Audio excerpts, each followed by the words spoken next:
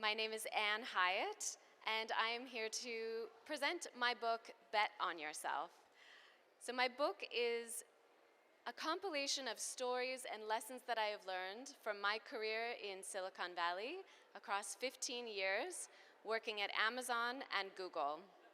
I began my career in 2002 working directly for Jeff Bezos and continued to work at Google for 12 years.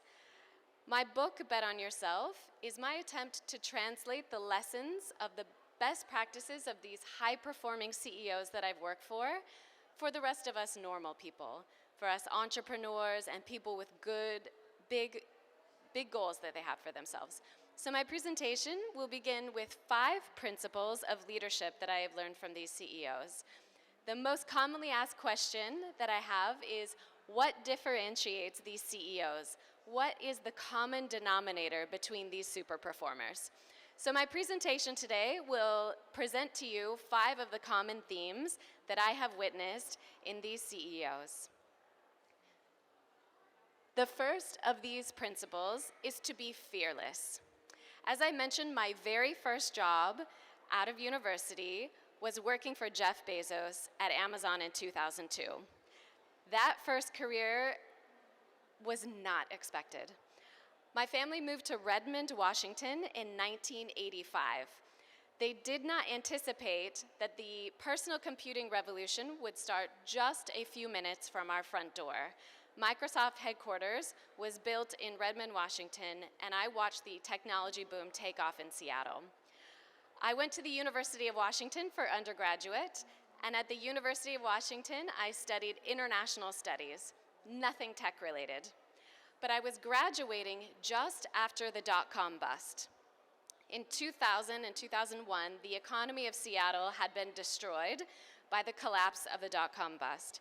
And so I and all of my fellow students had almost no job opportunities when we were graduating from university. I sent out nearly 100 resumes and did not receive a single call back, even for free unpaid internships. So as graduation approached, I was working at the European Union Center, which was on campus at the university, and the director of my program asked me what I was going to do upon graduation.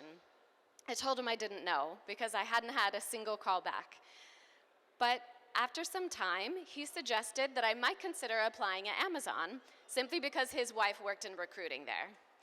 So I submitted a resume without much of a thought, and to my surprise, I got a call back. Now, my interview process at Amazon lasted 9 months. 9 months to get my first job after university.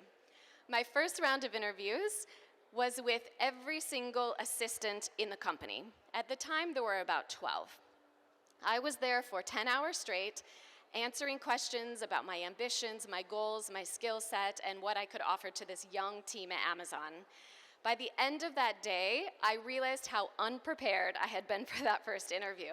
I had never really interviewed at a company like Amazon before, and I had not really done my homework. But by the end of that day, I was so excited about what they were working on and the big problems they were trying to solve that I was very enthusiastic about the company and their crazy growth goals, and I knew that I wanted to be a part of it.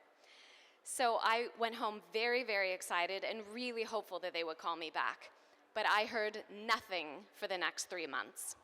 For the next 3 months, I continued to submit my resume and my application at different companies and hope for an opportunity.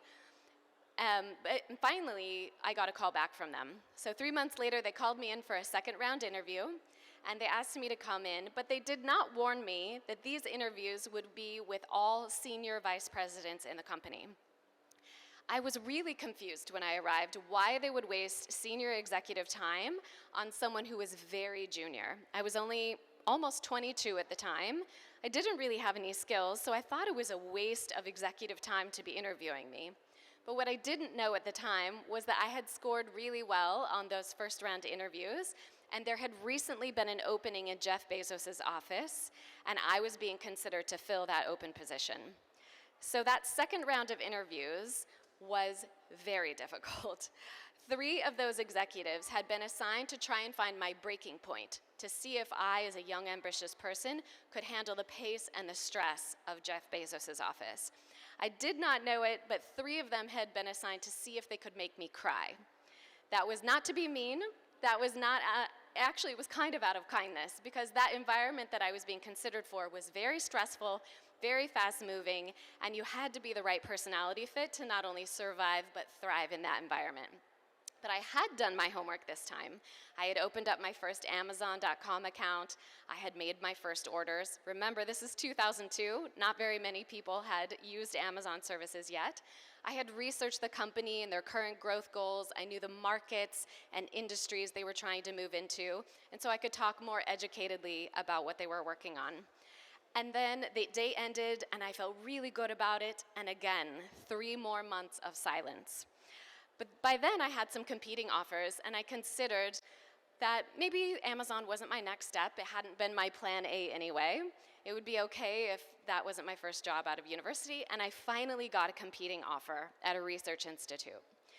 But then I got that call back to do a final interview, and I said to the recruiter, listen, you have so much data on me. You know if I'm a good fit or not.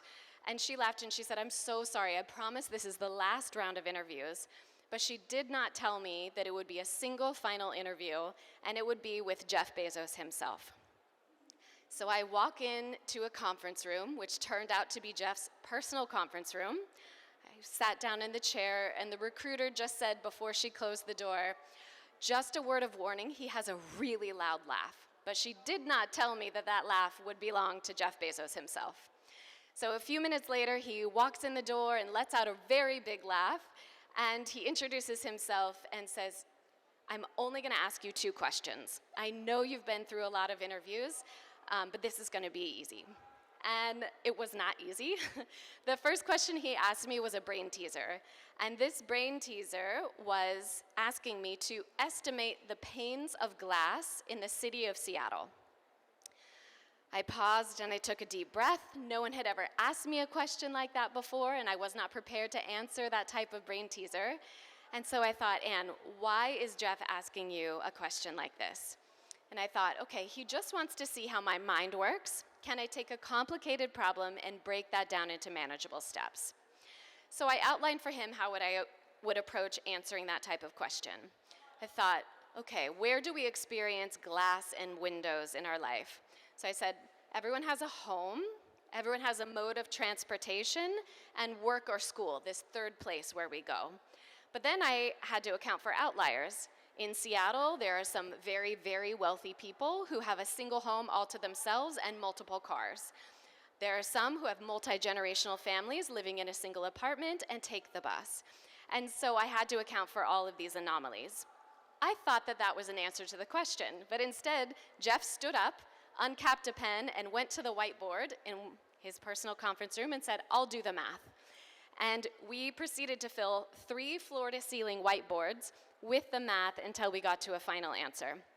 He circled it, capped the pen, and sat down, and he said, that feels about right. I took a deep breath. That felt like it took forever, but I'm sure it was only a few minutes. And then the second and final question he asked me was, tell me about yourself and how Amazon is part of your career goals. And I told him, honestly, technology was not my original plan. I planned to be an academic. I wanted some real-world experience before I went on to do a PhD. I really thought at the time that the most fun I could possibly have as a career was reading and writing books for a living. And Jeff thought, okay, that's a great goal. I told him what I loved about Amazon, what I wanted to experience, and how that was part of my journey. And he hired me on the spot. And he walked me out the door, pointed at the desk that was physically closest to his in the entire company. And he said, this is your desk, welcome to the team. So that's how I got hired to work at Amazon. Now, it turns out that that interview process was a very accurate reflection for what my work life would be like. And I absolutely had to learn to be fearless. Jeff was an excellent example of being fearless because at this time, Amazon was not yet profitable. They were really trying to create a consumer behavior that had never existed before. They were trying to teach people to trust the internet, to put their credit cards online for the first time, create new shopping habits and experiences. And even our board of directors and our shareholders were really nervous about his plans Because remember, this is just 2 years after the dot-com bust. Most of our investors had lost all of their money almost overnight. Trillions of dollars had been lost overnight. And so all the remaining investments were based on faith in Jeff Bezos and his vision and mission for the company. So I joined the team when we were doing some really hard things that no one had ever done before. Just a few months after I started at Amazon, I realized how little I understood about technology and that I knew nothing about e-commerce.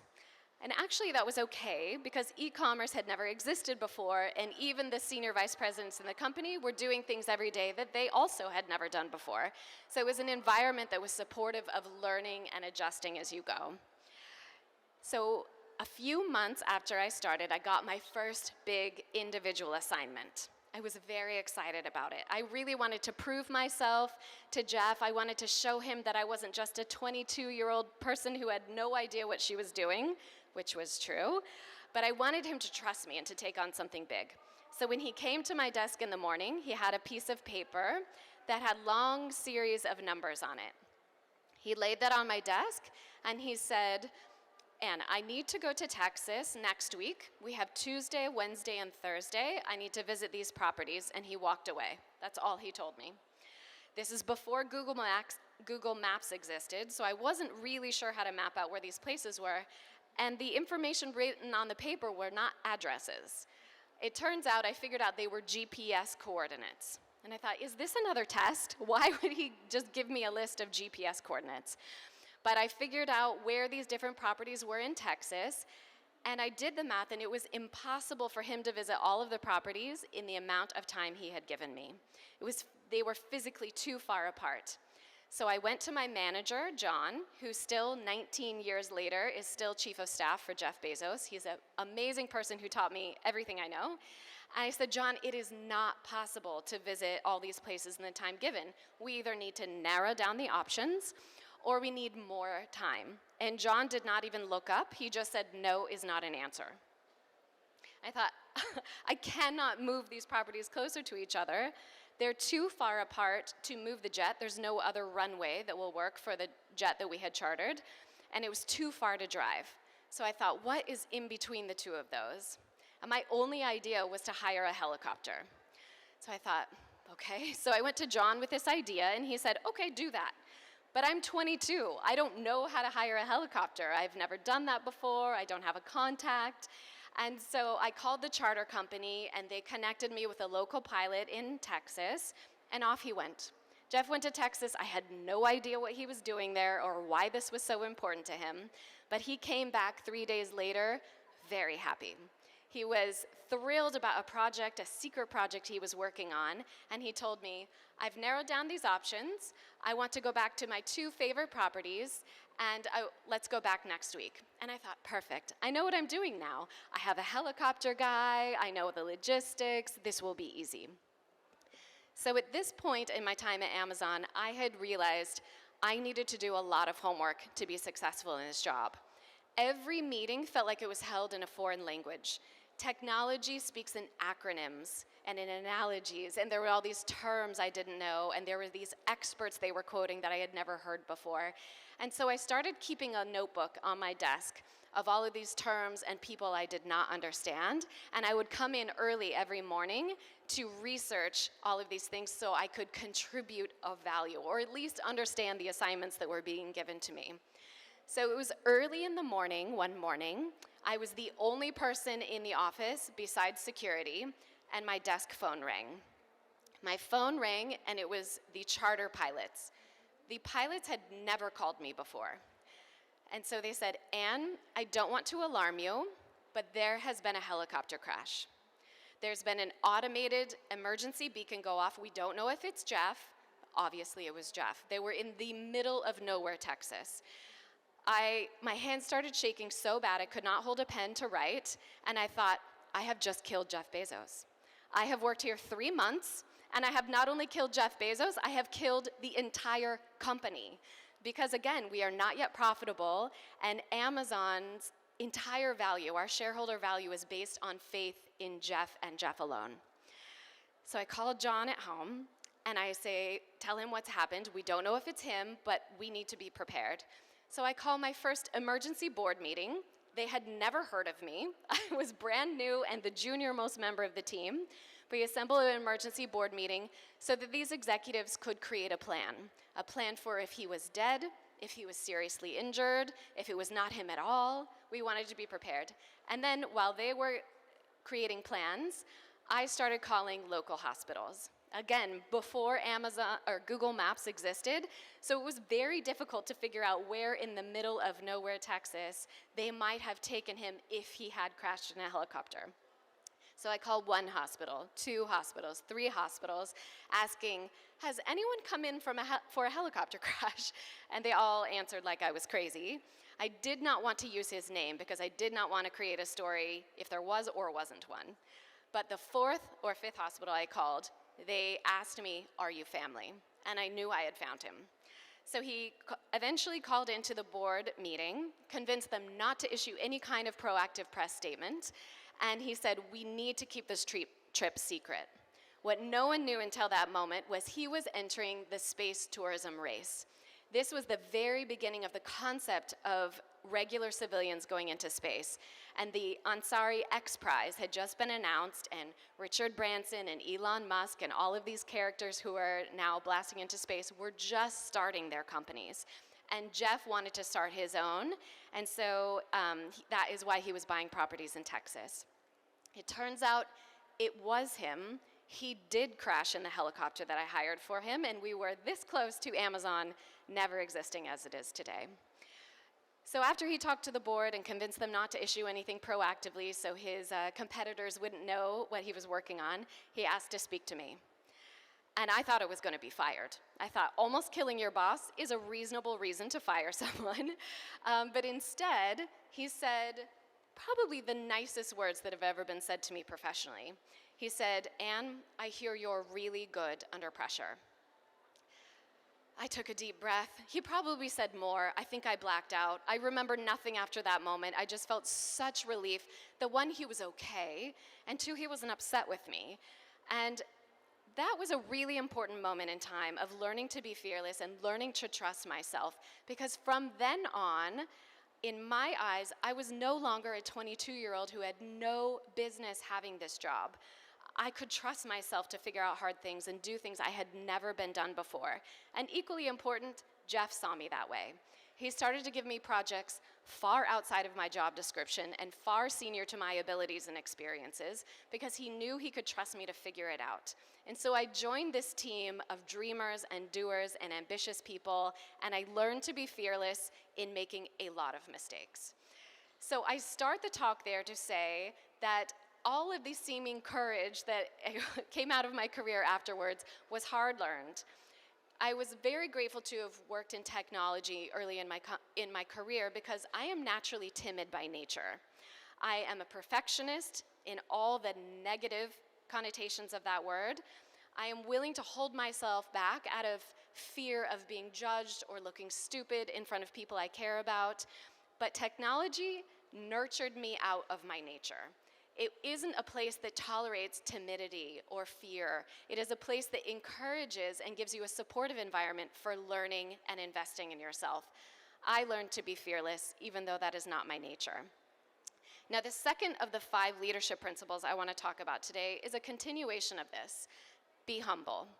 Now, humble might not be the first word you think of when you think of these technology giants, but I assure you it is an essential element of their leadership style and their long-term success. I watched Jeff be very humble in his leadership. While he is a strong leader, he is relentless in his pursuit of perfection, and he will never accept work of yours that is below your abilities. He is also humble. He was humble in the way that he organized his leadership team, and he is humble in the way that he takes risks. A perfect example of this leadership organizational humility is in the way he organized his senior vice presidents. When I started working at Amazon in 2002, Jeff started a brand new role in his senior leadership team called the Shadow. The Shadow, that person's job was to be at Jeff Bezos' side at all times, to be in every meeting, to read every email, to be on every phone call, every flight, and have the full context of what Jeff was going through, having all the same information, and then learning to think like he does, ask the questions he would ask, and make the decisions that he would make. That first person was Andy Jassy. And Andy Jassy just took over as Jeff Bezos' successor as CEO of Amazon just in October.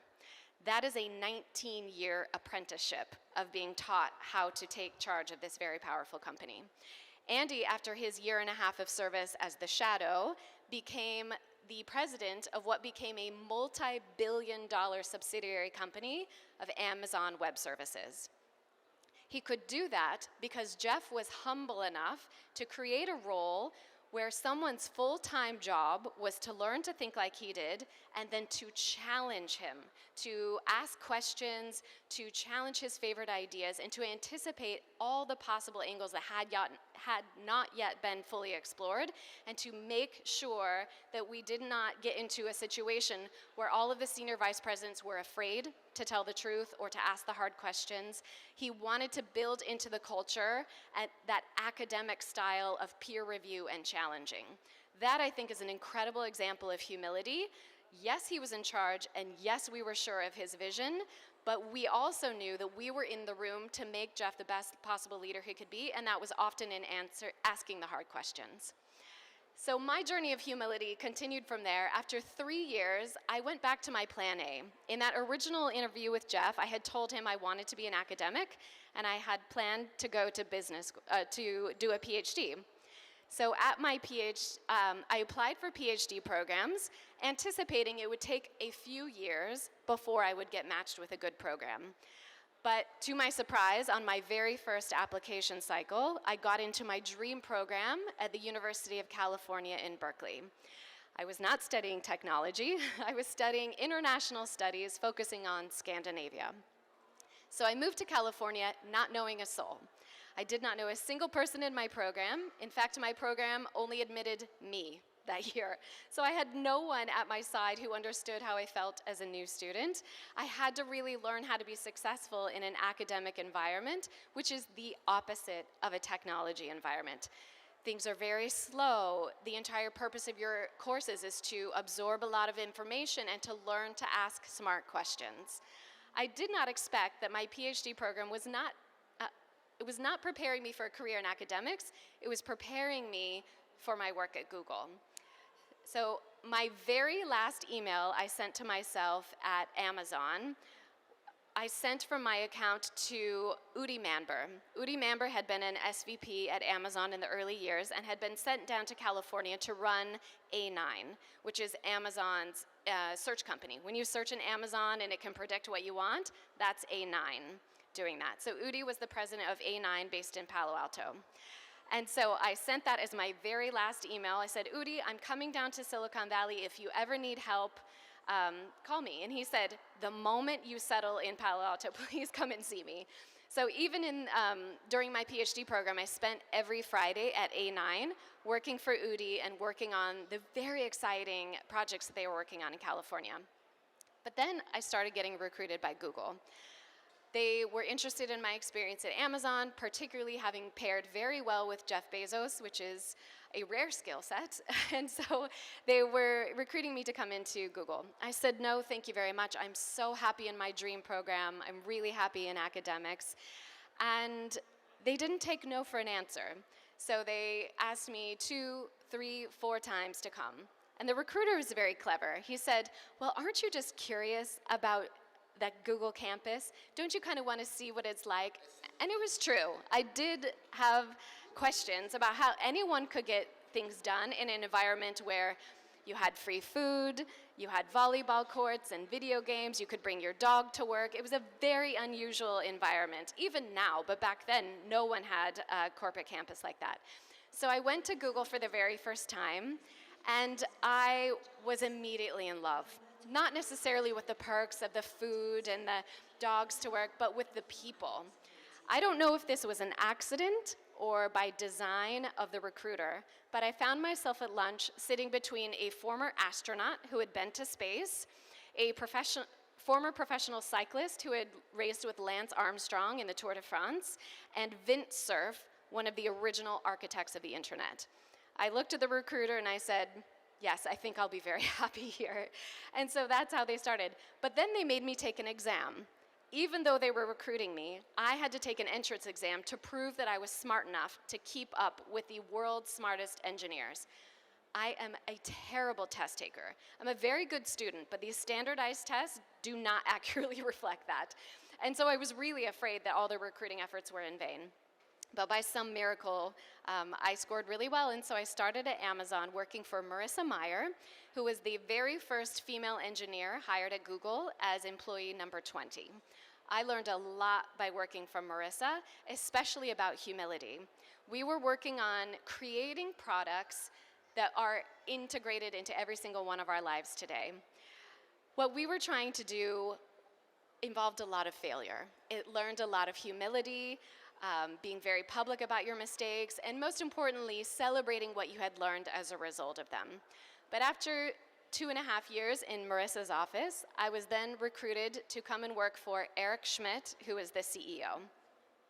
And from Eric, I learned the importance of being influential, not only as a CEO, not only if you're an entrepreneur, but as an intrapreneur. Regardless of your seniority or your title, there is a lot more opportunity than we realize to be influential within your individual career path, within your team, and within your company. Being influential was core to how Eric Schmidt worked as a leader. Eric led by example. He led through quiet authority. He led through being insatiably curious. Curiosity is a very core value in technology companies in general and these innovative thinkers, and Eric really taught me to be curious, which is the fourth of our 5 principles.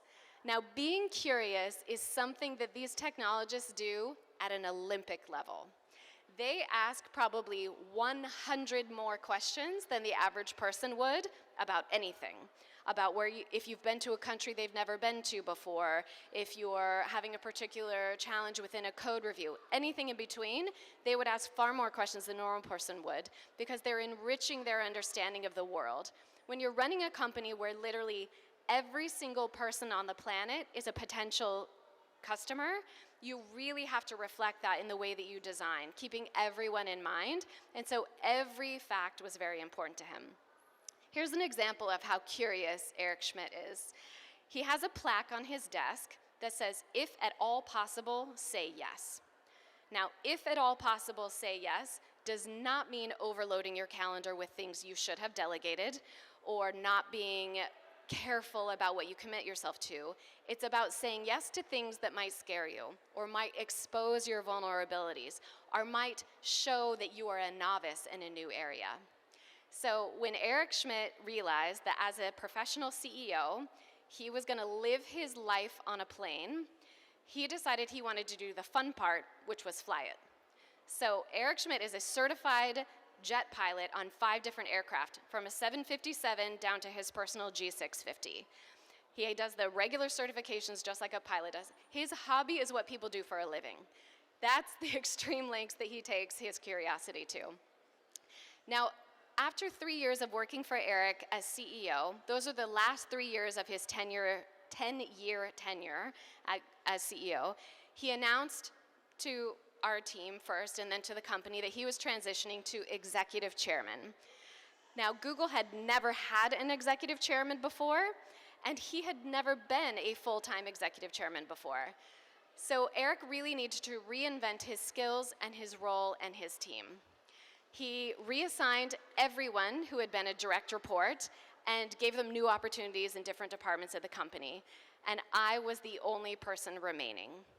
Eric and I spent the next year inventing this role of executive chairman, deciding we didn't want to just announce what his contributions would be. We wanted to ask questions. We went to every single one of our global offices, I think there were 50 at the time, and we held town halls, asking them about what they were curious about, what was getting in their way, what excited them about the future. And then we went out into the community. We talked with policymakers, with influential leaders within the creative arts, academia, medicine, artificial intelligence, everything in between, just to get to know what is the world needing and how can we anticipate the problems they'll be facing in the future so we can be part of that solution. At the end of the year, Eric and I had both completely reinvented our roles, and I was skeptical at first, but Eric told me that he would be 10 times more impactful as chairman than he was at CEO. That was a very high bar, and he absolutely achieved that. And I think the reason why he was so successful was because he is curious. So the last of the 5 principles is about being balanced. I would not want you to walk away from my book talk thinking, I have to say yes to every project and work with these huge people, and I have to work myself to death and say yes to everything possible. I would be very disappointed if that was the takeaway from my talk. The reason why these executives that I've worked for have been extremely successful is because they are balanced. I don't claim that it is actual work-life balance. They call it work-life integration. But what they've done is they've avoided burnout. The way that they avoided burnout was spending their life and career aligned with their mission. They were aligned with the changes they wanted to see in the world. They worked very, very hard for it, but they made sure that they were filled up. What I took away from that as not a CEO and not the one running in the company, I wanted to translate that into my career. I did 3 things by watching their example. The first is, I always wanted to ask myself, what do I want to learn in this next phase of my career? What is the expertise I want to become known for? What is the skill set I want to have? For example, I want to learn how to run a war room. I want to learn how to speak at a press conference. I want to learn how to be a good public speaker. I had in mind the skills I wanted to learn, and then I sought out proactively projects that would teach me that would expose me to those skills. So that taught me to sit in the driver's seat of my career, which is something almost all of us are craving right now post-pandemic. We're looking for a feeling of semblance of control, that we have options over our fate and future. So by first being very clear with yourself what you want out of your career, then you can start to ask for it. In the book, I call this a win-win-win formula. When I'm clear of what I want to learn, and then I think about, what does my manager need? What has she or he been charged to do for this company? And what I want to learn is aligned with that. I can allow them to delegate something to me that frees them up for bigger impact, which is aligned with a third win, which is, what are the company's priorities today? And when my goals of learning free up my manager and allows the entire company to do what we are charged to do, you get a yes every time. Not immediately. In fact, my last career progression at Google took me 3.5 years to accomplish. I created this brand new role called Chief of Staff. It had never existed in technology before, definitely never at Google, but I made the case for an additional opportunity of impact in the office of the CEO that I wanted to fulfill. I had to write the job description, I had to write the job ladder, I had to defend the metrics, and eventually I was able to get that title. So that's the first, is know what you want next in this phase of your career.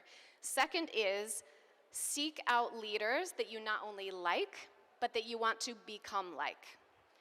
If you are aligned with a leader that you want to become like, you're seeking out, you're paying attention to how they run their teams, how they anticipate problems, how they dissolve conflict. Now that may not be your direct line manager. Not all line managers are worthy of that. But this is when, if you've learned everything you can from your manager that you want to emulate, you start to seek it out in other teams. Or perhaps it's not available in your workplace, so you look for opportunities in your community. Maybe you can volunteer for a public project or others. But surround yourself with the highest quality people who will show you the skills that you want to start to emulate. And the third of these 3 steps is to disrupt yourself. Now I know I've had enough disruption in the pandemic. I know it's hard. This is a hard challenge to take. But disrupting yourself is really about being proactive in knowing what you want in the next phase of your life and really future-proofing your career by anticipating, where is my field evolving to? What are the new skill sets that will be in demand? How can I make sure that I am the expert that this organization or this career track or this field needs, and move yourself proactively into that place before the industry or your company can disrupt you? So I hope that these 5 principles of leadership success have resonated with you in some small way, and I'd like to issue you a challenge. if in one of my stories today you have had an inspiration, a moment of yes, I think I could do that, I want to follow this, or oh, I have an idea, I'm going to be brave, commit to start today. To, at minimum, say it out loud.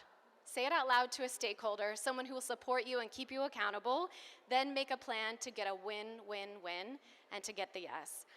I share these stories and many, many more in my book, Bet on Yourself. I hope that you will enjoy it, and I'd like to invite you, to connect with me. This QR code will take you to all the places that you can follow me, all of my social media, the book's website, and there, especially on LinkedIn, I post every 3 to 4 times a week articles that are a nice snapshot to give you inspiration and keep you accountable to that goal that you've just set for yourself. So that I hope you'll connect with me there, ask me lots of questions, and I am going to be staying behind now to do a book signing here, and I would love to answer any individual questions you might have. But thank you so much for coming and learning more about my book.